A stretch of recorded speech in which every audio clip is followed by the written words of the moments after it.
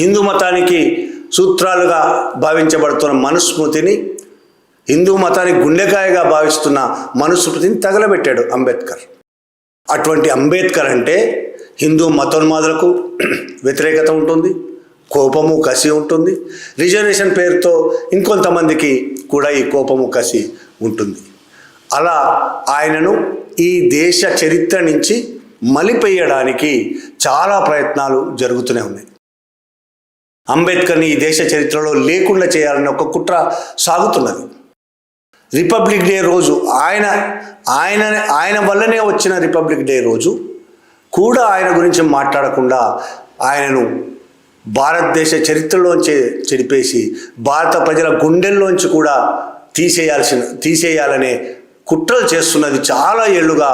ఇది 2014 తర్వాతనే జరుగుతున్న కుట్ర కాదు.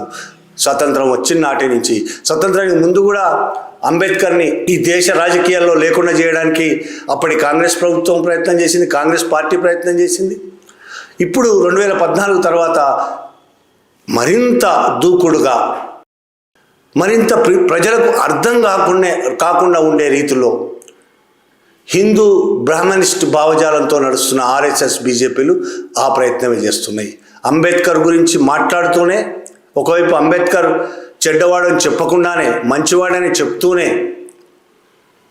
అంబేద్కర్ మాట మాట్లాడుతూనే అంబేద్కర్ భావజాలానికి వ్యతిరేకంగా, అంబేద్కర్ ఆలోచనలకు వ్యతిరేకంగా కుట్రలు చేసే పని చాలా ఏళ్ళుగా సాగుతుంది. 2014 తర్వాత అది ఊపందుకుంది. అంబేద్కర్ని ఈ దేశం నుంచి లేకుండా చేయాలని వాళ్ళ కుట్ర. అది సాగుతుందా? అది జరుగుతుందా? జరగదు, ఖచ్చితంగా జరగదు. అయితే నిన్నటి రిపబ్లిక్ డే సందర్భంగా కూడా చాలా చోట్ల జరుగుంటుంది ఇదే కుట్ర.